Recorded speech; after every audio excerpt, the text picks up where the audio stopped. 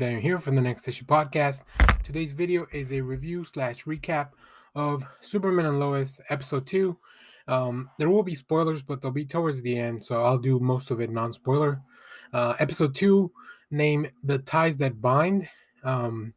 So as we left off last week, there's been some tremors and earthquakes around Smallville. We don't know what the cause is, but we did see a little glimpse of something hiding beneath the earth. So let's figure out what's going on. One quick thing.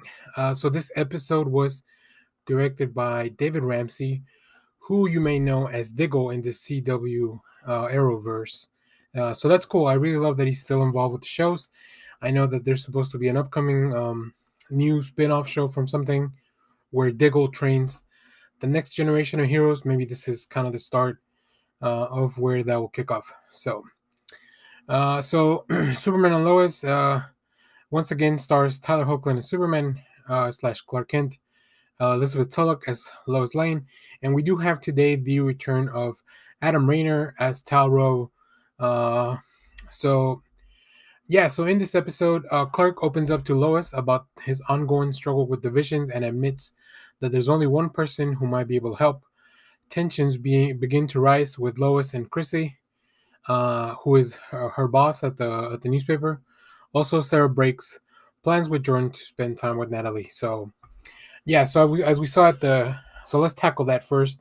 As we saw at the end of the last episode, Natalie and John moved in temporarily into the farm to live with the family. So that's always going to cause a little bit of tension, interference, but that the main thing is really that Sarah has been acting a little distant from Jordan ever since she came back.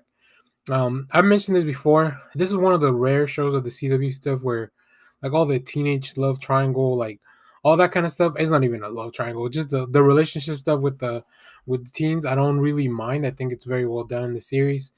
I really like both characters of Jordan and John as the kids from Superman's kids.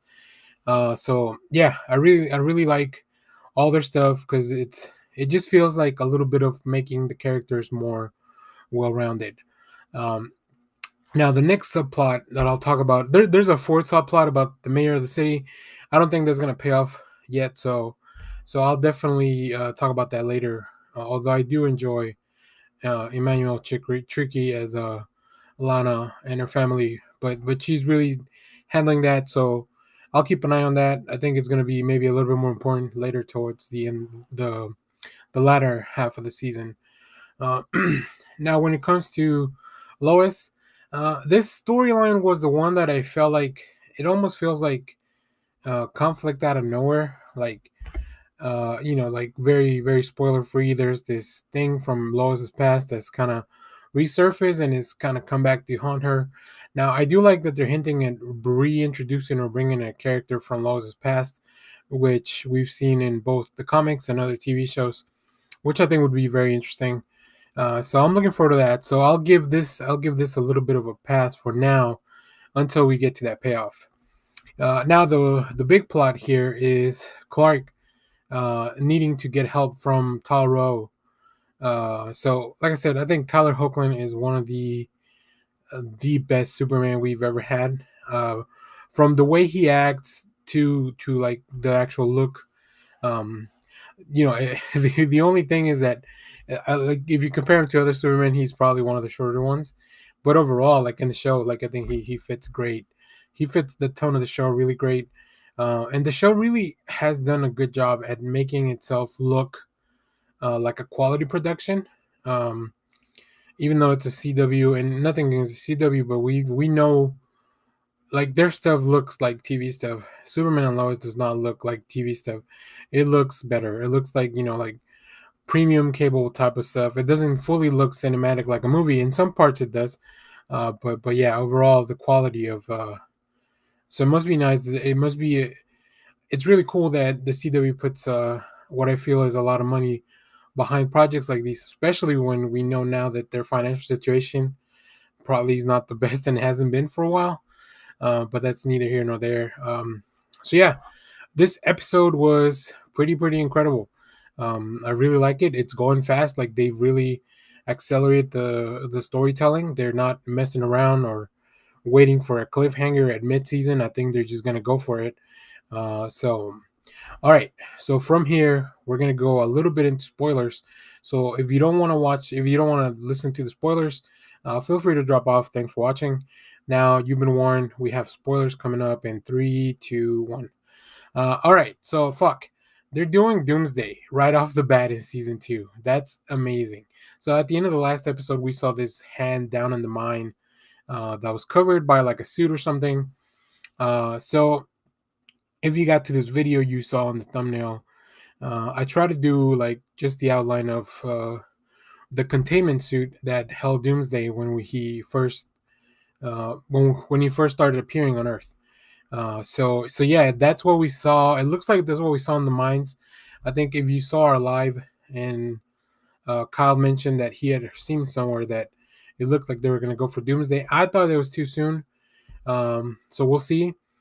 I do think that Clark's going to need help, and as we've seen this season, they've introduced the government has their own Supermen, like their own little pack of few students, as they call them.